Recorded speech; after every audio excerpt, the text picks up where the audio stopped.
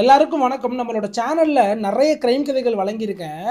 அதில் அந்த கிரைம் கதையை பற்றி புரிஞ்சுக்க அந்த வீடியோவை உங்களை முழுசாக பார்க்க சொல்லியிருக்கேன். ஆனால் உங்கள்கிட்ட இந்த தடவை தாழ்மையோடு கேட்டுக்கிறேன், இந்த வீடியோவை முழுசாக பாருங்கள். ஏன்னா இவ்வளோ ஒரு கேவலமான நாட்டில் நம்ம வாழ்கிறோமா அப்படின்ட்டு இந்த ஒரு சம்பவத்தை கேட்ட அப்புறம் நம்மளோட எல்லார் மனசுலையுமே தோன்றும். அது மட்டும் இல்லாமல் இது கண்டிப்பாக தெரிஞ்சுக்கக்கூடிய சம்பவங்க. தமிழ்நாட்டில் உள்ள யாருக்குமே இந்த சம்பவத்தை பற்றி தெரியாது. அதனால் தயவு செஞ்சு உங்கள்கிட்ட கேட்டுக்கிறேன், இந்த வீடியோவை முழுசாக பாருங்கள். அந்த ஃபோட்டோவில் பார்க்குறீங்களா, இவங்க நேகா. இவங்க ஒரு லட்சாதிபதி குடும்பத்தை சார்ந்தவங்க. அது மட்டும் இல்லாமல் நல்லா படிக்கிற பொண்ணு, டெல்லி யூனிவர்சிட்டியில் டிகிரி வாங்கினவங்க. இவங்க ஒரு பயங்கரமான பணக்காரரை கல்யாணம் பண்ணுறாங்க. ரெண்டு ஃபேமிலியும் பயங்கர பணக்கார ஃபேமிலிங்க, லட்சாதிபதி, கோடீஸ்வரன் அந்த மாதிரியான ஃபேமிலி. கல்யாணம் பண்ண அப்புறம் இவங்க ஒரு மேன்ஷனுக்கு குடி போகிறாங்க. அது மிகப்பெரிய மேன்ஷன், அந்த ஊர்லேயே அதுதான் மிகப்பெரிய மேன்ஷன் சொல்லப்படுது. அது மட்டும் இல்லாமல் இவங்க எப்படி ஒரு குடும்பத்தில் வாழ்கிறாங்கன்னா ஜாயின்ட் ஃபேமிலியில் வாழ்கிறாங்க. அதாவது ஜாயின்ட் ஃபேமிலினா கூட்டு குடும்பம். நம்ம ஊரில் மாதிரி 10 பேர் 15 பேர் இல்லைங்க. அங்கே கிட்டத்தட்ட 30லேருந்து 35 பேர் ஒன்றா கூட்டு குடும்பமாக சந்தோஷமாக வாழ்ந்துட்டு இருக்காங்க. ஏன்னா அவ்வளோ பணங்காசு இருக்குது, அவ்வளோ நிம்மதியான வாழ்க்கைங்க. இந்த நேகாவுக்கு முதல்ல ஒரு பொண்ணு பிறக்கிறாங்க. அவங்களுக்கு கிட்டத்தட்ட இப்போ ஒரு 8 வயசு இருக்குது. நேகாவுக்கு ரெண்டாவது பொண்ணு இருக்காங்க. அவங்க பிறந்து கிட்டத்தட்ட ஒரு 4 மாதம் தாங்க ஆகுது. நேகா வழக்கம் போல் ஆகஸ்ட் 26 2016 அன்னைக்கு வழக்கம் போல் தன்னோட குழந்தையோட விளையாண்டு நேகா அவங்களோட வேலையை பார்க்க போயிடுறாங்க. போயிட்டு திரும்பி ரூமுக்கு வராங்க. குழந்தைய காணாங்க, 4 மாதம் குழந்தைய. அந்த குழந்தையோட பேர் மகி. உடனே ஹஸ்பண்டுக்கு கால் பண்ணி, எங்க நம்ம ரூமில் விளாண்டுட்டு இருந்த குழந்தைய காணுங்க, பயமாக இருக்குது, உடனே வாங்க அப்படின்ற மாதிரி கூப்பிடுறாங்க. ஹஸ்பண்டும் அங்கே வேகமாக வராரு. உடனே குழந்தைய அங்கங்கே தேடுறாங்க, கிடைக்கல அப்படின்ட்டு உடனடியாக போலீஸ் கம்ப்ளைண்ட் கொடுக்குறாங்க. போலீஸும் வந்து பார்க்குறாங்க, ஏன்டா ஒரு 4 மாத குழந்தைக்கு யார் எதிரி இருக்க முடியும், அப்போ இங்கேனா எங்கன்னா தவறுதலாக கீழே கீழே விழுந்திருக்கும் அப்படின்ட்டு அந்த வீடை சுற்றி உள்ள ஏரியாவில் ஃபுல்லாக செக் பண்ணுறாங்க. நெய்பர்ஸ் வீட்டு பக்கத்தில் உள்ளவங்கள்ட்டலாம் செக் பண்ணிக்கிட்டு இருக்காங்க. அப்புறம் வீட்டுக்குள்ளேயே தெளிவான சர்ச்சிங்க ஈடுபட்டு இருக்காங்க. அப்போ ஒரு போலீஸ் கான்ஸ்டபிள் ஒரு ஏசி மேலே சந்தேகப்படுறாருங்க. அந்த ஏசியோட விண்டோ கேபினெட் ஏதோ ஓப்பன் ஆகி ஒழுங்காக மூடாத மாதிரியே இருக்குது. இதெல்லாம் பார்த்துட்டு சரி அந்த கேபினெட்டை நான் ஓப்பன் பண்ணி பார்க்கணும் அப்படின்ட்டு உடனே அந்த போலீஸ் கான்ஸ்டபிள் அங்கே வேலை பார்க்குற 2 சர்வெண்ட்ஸை கூப்பிட்டு அந்த கேபினெட்டை ஓப்பன் பண்ண சொல்கிறாரு. அந்த கேபினெட்டை ஓப்பன் பண்ணுறாங்க. உள்ள ஏதோ ஒரு பொருள் ஒரு பிளாங்கெட்டில் சுற்றி வச்சுருக்காங்க.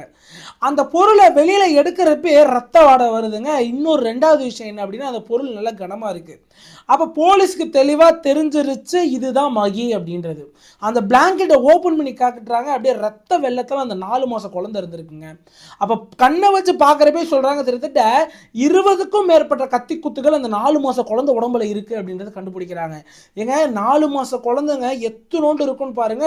20க்கும் மேற்பட்ட கத்தி குத்துகள் இந்த உடம்புல இருக்கலாம் அப்படின்ட்டு போலீஸ் அந்த இடத்துல நோட் பண்ணுறாங்க. உடனே குழந்தைய போஸ்ட்மார்ட்டத்துக்கு அனுப்பிட்டு இப்போ விசாரணை ஆரம்பிக்கிறாங்க. முதல்ல போலீஸ் யாரை சந்தேகப்படுறாங்கன்னா, அந்த வீட்டில் உள்ள 35 பேரையும் சந்தேகப்படுறாங்க. அந்த வீட்டில் உள்ள சர்வெண்ட்ஸை சந்தேகப்படுறாங்க. மொத்தம் அந்த வீட்டில் 4 சர்வெண்ட் வேலை பார்க்குறாங்க, ஒரு பெண் சர்வெண்ட் வேலை பார்க்குறாங்க. அவங்க கேர்டேக்கர், அவங்களோட பேர் சாந்தனுங்க. அவங்க தான் இந்த குழந்தைய முழுக்க டேக் கேர் பண்ணி பார்த்துக்கிறது. ரெஸ்ட் ரூம் போகிறதுலேருந்து, அந்த குழந்தைக்கு வாஷ் பண்ணி விடுறதுலேருந்து, அந்த குழந்தைக்கு சாப்பாடு கொடுக்குறதுலேருந்து, அந்த குழந்தைக்கு ட்ரெஸ் மாற்றி விடுறதுலேருந்து எல்லாமே இந்த சாந்தனு தான் பார்த்துக்கிட்டாங்களா. ஏன்னா இவங்க ஒரு மாதிரி பணக்கார ஃபேமிலினால இவங்க அதெல்லாம் செய்ய மாட்டாங்களாம். கேர்டேக்கர் வச்சு தான் குழந்தைங்களை பார்த்துப்பாங்களாம். அப்ப இந்த 5 பேரையுமே விசாரிக்க ஆரம்பிக்கிறாங்க. போலீஸ்க்கு அந்த அளவு எந்த ஒரு க்ளூவுமே கிடைக்கலங்க. ரெண்டாவது விஷயம், அந்த வீட்டில் உள்ள 35 பேரையுமே கஸ்டடியில் எடுத்து எல்லாருமே விசாரிக்க ஆரம்பிக்கிறாங்க. அப்படியுமே எந்த ஒரு க்ளூவுமே கிடைக்கல. அப்போ சரி ஃபாரன்சிக் டீமை வர வைக்கலாம் அப்படின்ட்டு ஃபாரன்சிக் டீமை வர வச்சு இவங்க எல்லாரோட உடம்புல இருக்க சாம்பிள்ஸ்லாம் எடுத்து அந்த குழந்தையோட சாம்பிள்ஸ்லாம் எடுத்து செக் பண்ணி பார்க்குறாங்க. அப்போ அதிர்ச்சியான 2 விஷயம் கிடைக்குதுங்க. முதல் விஷயம் என்ன அப்படின்னா, அந்த குழந்தையோட பிளட் சாம்பிள் அங்கே வேலை பார்த்த 2 சர்வெண்ட்ஸ் கையில் இருந்திருக்கு. அப்போ அதை போலீஸ் என்ன நினைக்கிறாங்க, அந்த 2 சர்வெண்ட்ஸ் கையில் எப்படி வந்திருக்கு அப்படின்னா, அந்த பிளாங்கெட்லேருந்து அந்த குழந்தைய வெளியே எடுத்தது அந்த 2 சர்வெண்ட்ஸ் தான். ஸோ அதனால இருக்கலாம் அப்படின்ற மாதிரி சந்தேகப்படுறாங்க. ரெண்டாவது விஷயம், அவங்க அம்மா இருக்காங்கல்ல நேகா, அவங்களோட நெகத்துக்குள்ள குழந்தையோட பிளட் சாம்பிள் இருந்திருக்குங்க. அப்போ நேகா மேலே போலீஸ் தன்னோட சந்தேக பார்வையெல்லாம் வைக்கிறாங்க. சரி நேகாவோட கேரக்டரை பற்றி செக் பண்ணலாம், நேகாவோட மொபைல் எடுத்து செக் பண்ணலாம் அப்படின்ட்டு நேகாவோட மொபைலை வாங்கி செக் பண்ணுறாங்க. அப்போ போலீஸ் அதில் ஒரு பயங்கரமான விஷயத்தை நோட் பண்ணுறாங்க. அந்த ஃபோன் அவ்வளோ க்ளீனாக இருக்குங்க. அந்த ஃபோனை இப்போ தான் யாரோ ஃபார்மேட் அடித்து எல்லாத்தையுமே ஏதோ அழிச்சு வச்சிருக்காங்க. அதை போலீஸால் ரெக்கவர் பண்ண முடியல. ஈவன் சைபர் டீம்கிட்ட கொடுத்தும் கூட அவங்க என்ன சொல்லியிருக்காங்க அப்படின்னா, அவங்க ஸ்டேட்மெண்ட்டில், சார் ஒரு கிரிமினலோட ஃபோன் கூட இவ்வளோ க்ளீனாக இருக்காது சார், எங்களால் எப்படியாவது ட்ராக் பண்ணிட முடியும் டிலீட்டட் டேட்டாஸ், ஆனால் இந்த மொபைலில் எங்களால் எதுவுமே செய்ய முடியல அப்படின்னு சொல்கிறாங்க.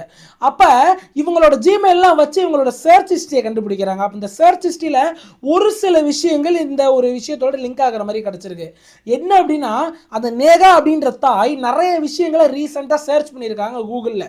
என்ன அப்படின்னா, ஆண் குழந்தை பெற்றுக்கிறதுக்கான சடங்குகள்லாம் என்ன இருக்குது, ஆண் குழந்தைகள் பெற்றுக்கிறதுக்கான ஹோம் ரெமெடிஸ் என்ன இருக்குது, ஏதாவது மெடிசன்ஸ் இருக்குது ஆண் குழந்தையை பெற்றுக்கிறதுக்கு அப்படின்ட்டு இதே மாதிரியான தொடர்ச்சியான விஷயங்களை சர்ச் பண்ணியிருக்காங்க. அப்போ போலீஸ் ஒருவேளை ஜெண்டர் பயாஸ்னால இந்த கொலை நடந்திருக்கலாமா அப்படின்ற மாதிரி யோசிக்க ஆரம்பிக்கிறாங்க. ஏன்னா இந்த 4 மாதம் குழந்தை ஒரு பெண் மகி, ஒருவேளை இவங்க தாய் ஆண் குழந்தைக்கு ஆசைப்பட்டு இந்த பெண் குழந்தை பிறந்தனால விரக்தியில் கொலை பண்ணிட்டாங்களா அப்படின்ட்டு இவங்களோட சந்தேக பார்வையை வைக்க ஆரம்பிக்கிறாங்க. அப்போ இன்னொரு முக்கியமான மெடிக்கல் ரெக்கார்ட்ஸ் கிடைக்குது. யாரோடது அப்படின்னா நேகாவோட மெடிக்கல் ரெக்கார்ட்ஸ். என்ன விஷயம் அப்படின்னா, நான் முன்னாடியே சொல்லியிருந்தேன் நேகாவுக்கு 8 வயசுல ஒரு பெண் குழந்தை இருக்காங்க அப்படின்ட்டு. அந்த குழந்தை பிறந்த அப்புறம் நேகா 2 தடவை கர்ப்பமாயிருக்காங்க. அந்த 2 தடவையுமே பிள்ளை பெற்றுக்காம இவங்களா வாண்டடாக ஒரு மாத்திரை போட்டு, நான் என்ன சொல்ல வரது உங்களுக்கு புரியும். அப்போ போலீஸ் இந்த இடத்துல ஒருவேளை இதனால தான் இது நடந்திருக்கும் அப்படின்ட்டு தெளிவாக சந்தேகப்படுறாங்க. தெளிவாக சந்தேகப்பட்டு கிறுக்குப்பிடி விசாரணை ஆரம்பிக்கிறாங்க. அதுக்கு முன்னாடி வீட்டில் உள்ள சிசிடிவி செக் பண்ணலாம் அப்படின்ட்டு வீட்டில் சிசிடிவி இருக்கான்னு போய் பார்க்குறாங்க. கிட்டத்தட்ட 16 சிசிடிவி அந்த வீட்டில் இருந்திருக்குங்க. அப்போ கண்டிப்பாக நம்மளுக்கு தலையை கிடச்சிரும் அப்படின்னு அந்த சிசிடிவியை செக் பண்ணுறாங்க. கரெக்டாக ஆகஸ்ட் 26ஆம் தேதியோட சிசிடிவியை. அப்போ போலீஸ் என்ன நோட் பண்ணுறாங்க அப்படின்னா, ஆகஸ்ட் 25ஆம் தேதி வரைக்கும் அந்த சிசிடிவி பெர்ஃபெக்டாக ஒர்க் ஆகியிருக்கு, 16 சிசிடிவியுமே. ஆனால் ஆகஸ்ட் 26ஆம் தேதி அந்த சிசிடிவி எல்லாமே மால் ஃபங்க்ஷன் ஆகி ஒரு சிசிடிவி கூட ரெக்கார்ட் ஆகாமல் இருந்திருக்கு. அப்போ இன்னுமே சந்தேகம் எழும்புதுங்க. ஐயா, இப்போ நான் சொல்ல போகிறது மனசை கல்லாக்கிக்கிட்டு கேளுங்க, ஏன்னா கண்டிப்பாக கண்ணீர் வந்துடும். அதாவது இப்போ நான் சொல்ல போகிறது எல்லாமே போலீஸ் மென்ஷன் பண்ண விஷயங்கள், போலீஸோட எஃப்ஐஆர் காப்பியில் உள்ள விஷயங்கள். போலீஸ் என்ன சொல்கிறாங்க அப்படின்னா, இன்வெஸ்டிகேஷன் பண்ணும்போது நேகா என்ன சொல்லியிருக்கா அப்படின்னா, சார் எனக்கு தேவையானது ஆண் வாரிசு தான், எனக்கு பெண் குழந்தைகளே பிடிக்காது, என்னோட முதல் குழந்தை பெண்ணாக இருந்தாலும் அதுக்கப்புறம் நான் ஆண் குழந்தைக்கு தான் எதிர்பார்த்துக்கிட்டே இருந்தேன், எனக்கு அது அமையவே இல்லை, அதன் அடிப்படையில் தான் இந்த ஒரு குழந்தையும் பிறந்துச்சு, இதுவும் பெண் குழந்தையாக பிறந்துருச்சு. ஆரம்பத்தில் எனக்கு இது ஓகேன்னு பட்டாலும் நாளாக நாளாக எனக்கு அந்த ஆண் வாரிசு தாட் அதிகமாக வந்துக்கிட்டே இருந்துச்சு, எனக்கு அந்த குழந்தைய பார்க்குறப்பெல்லாம் மைண்ட் டிப்ரெஷனை போயிடுச்சு அப்படின்னு சொல்கிறா. போலீஸ் ஒரு வார்த்தை கேட்குறாங்க, யாருன்னா குடும்பத்தில் உள்ளவங்க உன்னை ப்ரெஷர் பண்ணாங்களா, உன்னோட கணவன் உன்னை ப்ரெஷர் பண்ணாங்களா? என்ன யாரும் ப்ரெஷர்லாம் பண்ணுற சார், எனக்கு ஆண் வாரிசு வேறும் அப்படின்னு நான் வைராக்கியமாக இருந்தேன் அப்படின்ற மாதிரி சொல்லியிருக்கா. ஐயா, ஆகஸ்ட் 26ஆம் தேதி இந்த கொலை நடந்திருக்கு. எப்படி இவ கொன்னான்றதை தெரிஞ்சதுக்கு முன்னாடி ஆகஸ்ட் 18, 19 என்ன நடந்துச்சுன்றது நீங்கள் தெரிஞ்சுக்கணும். ஆகஸ்ட் 18ஆம் தேதி ரக்ஷாபந்தன் அன்னைக்கு இவ ட்ரை பண்ணியிருக்கா நேகா தன்னோட குழந்தையை கொல்றதுக்காக. அன்னைக்கு கொல்ல முடியலன்னா அவங்க வீட்டில் அதிகப்படியான க்ரௌட் இருந்ததுனால ஆகஸ்ட் 19ஆம் தேதி தன்னோட குழந்தையோட கழுத்தை பிடிச்சி நெரிச்சிருக்கா.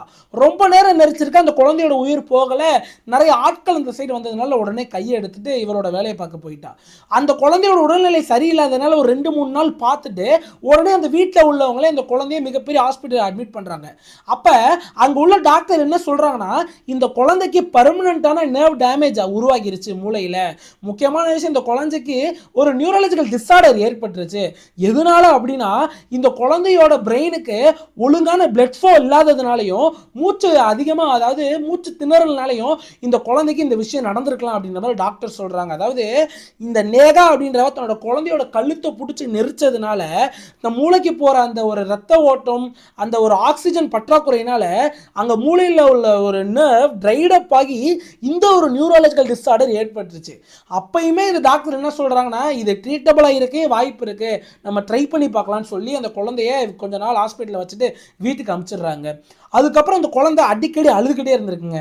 அதாவது இவளுக்கு இந்த குழந்தை என்னடா சாவலை, இவ முன்னாடியாவது அமைதியாக தான் இருப்பா, இப்போ இந்த விஷயம் ஏற்பட்டோன்னே இன்னுமே கத்திட்டு கதறிட்டு இருக்காளே. அது மட்டும் இல்லாமல் போலீஸ்ட்ட சொல்கிறா, சார் என்னோட குழந்தைக்கு ஒரு நியூரலாஜிக்கல் டிஸார்டர் இருந்துச்சு சார், அதனால தான் சார் நான் கொன்னேனே சொல்லியிருக்கா. எங்க நல்லா யோசிச்சு பாருங்க, இந்த நியூரலாஜிக்கல் டிஸார்டர் உருவாக்குறதுக்கு யார் காரணம்? அந்த நேகா தான், கழுத்தை பிடிச்சி நெரிச்சதுனால. சரியா? இதெல்லாம் நடந்துக்கிட்டு இருக்கப்பே தான் ஆகஸ்ட் 25ஆம் தேதி வருது. அன்னைக்கு கிருஷ்ண ஜென்மாஷ்டமி அப்படின்ற ஒரு ஃபெஸ்டிவல் அங்கே நடந்துக்கிட்டு இருக்குங்க. அன்னைக்குமே அந்த குழந்தைய கொல்ல ட்ரை பண்ணுறா, க்ரௌட் இருந்ததுனால கொல்ல முடியல. ஆகஸ்ட் 26ஆம் தேதி அந்த குழந்தை தன்னோட ரூமில் அழுதுகிட்டே இருந்திருக்குங்க. இவ அமைதியாக உட்காந்து அந்த குழந்தைய பார்த்துக்கிட்டே இருந்திருக்கா. அப்போ ரொம்ப அந்த குழந்தை அழுவதுனால கையில் உள்ள நகத்தை வச்சு அந்த குழந்தைய மடியில் உட்கார வச்சு அந்த குழந்தை உடம்புல போட்டு கீறுன்னு கீறி இருக்கா தன்னோட நகங்களை வச்சு. அப்போ அந்த குழந்தை இன்னும் வழியில் துடிச்சிருக்கு. எங்க அந்த நியூரலாஜிக்கல் டிஸார்டர் இருக்கிறதுனால அந்த குழந்தைக்கு தலைவலி ஏற்பட்டிருக்கலாம், அதனால கூட அழுதுருக்கலாம், நமக்கு அது தெரியல. ஆனால் குழந்தை அழுவுதுன்னு நெகத்தை வச்சு உடம்பு ஃபுல்லாக பராண்டி இருக்கா. இன்னும் அதிகமாக அழுவ ஆரம்பிச்சதுனால கிச்சனுக்கு போயிட்டு ஒரு கத்தியை எடுத்து வந்து குழந்தைய குத்த ஆரம்பிச்சிருக்காங்க. எங்க வெறும் 4 மாசம் குழந்தை எத்தனோண்டு இருக்குன்றத பாருங்க. எங்க கிட்டத்தட்ட 14 குத்துக்கள் அந்த பிஞ்சு உடம்புல குத்தி கொண்டிருக்காங்க. குழந்தை ரத்த வெள்ளத்தில் அங்கேயே உயிர் போயிருச்சுங்க. குழந்தையோட உயிர் போனோடனே அந்த குழந்தைய ஒரு கவர்ல சுத்தி, அந்த கவருக்கு மேல ஒரு பிளாங்கெட்டை சுத்தி அந்த ஏசி விண்டோ கேபினெட்ல வச்சுட்டு திட்டத்தட்ட 100 நிமிஷம் அந்த ரத்த ரூம்லயே தூங்கி இருக்கா. இது எல்லாத்தையுமே போலீஸ் அனலைஸ் பண்ணிட்டு போஸ்ட்மார்ட்டம் ரிப்போர்ட்டும் இந்த சைடு வருதுங்க. அந்த குழந்தையோட ரிப்போர்ட், அந்த ரிப்போர்ட்லயுமே தெளிவா மென்ஷன் பண்ணியிருக்கு. 17 காயங்கள் அந்த குழந்தையோட உடம்புல இருக்கு. அந்த காயங்கள் மட்டும் இல்லாம 14 தடவை கத்தியை வச்சு குத்திருக்காங்க அந்த குழந்தைய.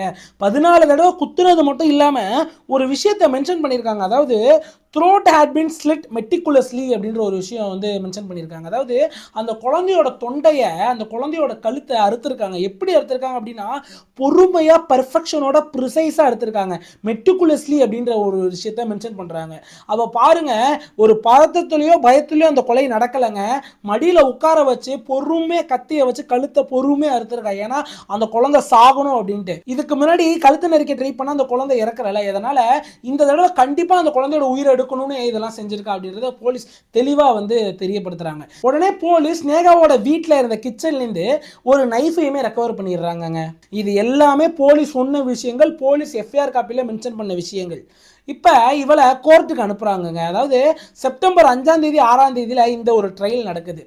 எங்க இந்த நேகா அப்படின்றவ ஆல்ரெடி நான் சொல்லியிருந்தேன், மிகப்பெரிய பணக்காரிங்க, பல லட்சங்கள் பல கோடி சொத்து உள்ளவங்க. இவங்க ஒரு ஹைபெய்டு லாயர் ஹையர் பண்ணி வாதாட வைக்கிறாங்க.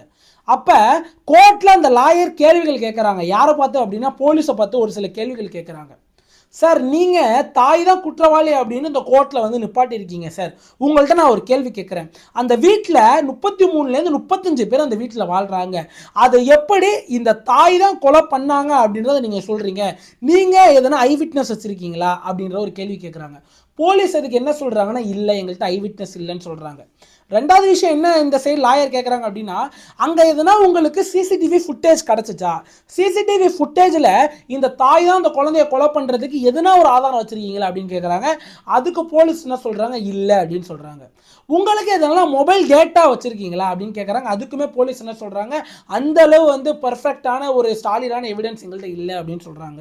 ஐயா, கடைசியாக ஒரு கேள்வி கேட்குறாங்க. சார், நீங்கள் ஏதோ ஒரு நைஃபை ரெக்கவர் பண்ணீங்களே சார் கிச்சன்லேருந்து, அந்த நைஃபுக்கும் இந்த கொலைக்கும் லிங்க் இருக்குது அப்படின்றத எதை வச்சு சொல்கிறீங்க?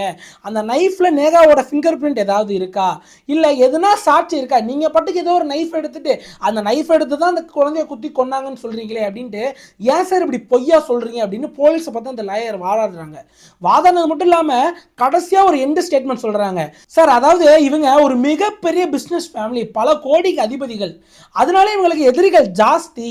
ஒருவேளை இவங்களோட பிஸ்னஸ் எதிரிகள் கூட யாரும் இல்லாத சமயமாக பார்த்து வீட்டுக்குள்ளே வந்து சிசிடிவி எல்லாத்தையும் மால்ஃபங்க்ஷன் பண்ணி அந்த குழந்தைய கொன்னுட்டு வெளியில் போயிருக்கலாம்ல, யாருக்கும் தெரியாமல். இது நடக்கக்கூட வாய்ப்பு இருக்குல்ல அப்படின்ற மாதிரி இந்த சைடு லாயர் வாதாடுறாங்க. இது எல்லாத்தையுமே இந்த ஜட்ஜ் அனலைஸ் பண்ணுறாங்க, இந்த கோர்ட் அனலைஸ் பண்ணுறாங்க. ஐயா, இது எல்லாத்தையுமே அனலைஸ் பண்ணிட்டு செப்டம்பர் 26, 2019 என்ன சொல்கிறாங்க அப்படின்னா, நம்மளோட இந்திய சட்டத்தின்படி 100 குற்றவாளிகள் தண்டிக்கப்படலாம், ஒரு நிரபராதி கூட தண்டிக்கப்படக்கூடாதுன்னு சொல்லிட்டு செப்டம்பர் 26ஆம் தேதி அவளை ஃப்ரீ பண்றாங்க. யார? நேகாவை. எதனால அப்படின்னா, எதுவுமே சாலிடான எவிடன்ஸ் கிடையாது, எல்லாமே ஒரு கான்ஸ்பிரசி மாதிரியே இருக்கு, இது போலீஸா சொல்ற கதை மாதிரியே இருக்கு. ஒரு போலீஸ் ஒரு விஷயத்த சொல்றாங்க அப்படின்னா அதை நிரூபிக்கிறதுக்கு ஒரு சாலிடான எவிடன்ஸ் வேணும், அப்பதான் அந்த கோர்ட் ஆக்ஷன் எடுக்கும்னு சொல்லி நேகாவை அன்னைக்கு ரிலீஸ் பண்றாங்க. அதாவது இதெல்லாம் எப்போ நடக்குதுன்னா 2019. இன்னைக்கு என்ன தேதி? 2026. இன்ன வரையுமே நேகா சந்தோஷமா வெளியில சுத்திக்கிட்டு இருக்கா. அந்த மகியோட கொலையாளி யாருன்னே கண்டுபிடிக்க முடியல. ஏங்க, யாருன்னு தெரியும், உங்களுக்கும் தெரியும், எனக்கும் தெரியும், அந்த கோர்ட்டுக்கு தெரியும், ஜட்ஜுக்கு தெரியும், எல்லாருக்குமே தெரியும். இருந்தாலுமே அவ ஒரு நிரபராதி அப்படின்னு வெளியில சுத்திக்கிட்டு இருக்கா. இப்ப நம்ம இந்த பேசுற டைம்ல கூட அந்த சனிய நேகா அவளோட வீட்டுல சந்தோஷமா சாப்பிட்டுக்கிட்டு இருப்பா, சந்தோஷமா பண்டிகைகளை கொண்டாடிட்டு இருப்பா, சந்தோஷமா நல்லா ஆடை உடுத்திக்கிட்டு இருப்பா, சந்தோஷமா டிவி பார்த்துட்டு இருப்பா. ஆனா அந்த இறந்து போன அந்த 4 மாசம் குழந்தை, உலகம்னா என்னன்னே தெரியாத குழந்தை, அந்த குழந்தைக்கு 4 மாசத்துல என்ன தெரியும்? அந்த தாயோட அரவணைப்பு மட்டும்தாங்க தெரியும். அந்த குழந்தை இப்ப சொர்க்கத்துல தன்னோட கொலையாளி யாருன்னு தேடிக்கிட்டு இருக்கும். ஏங்க, எவ்வளோ கொடுமையாக இருக்குன்றத பாருங்களேன்.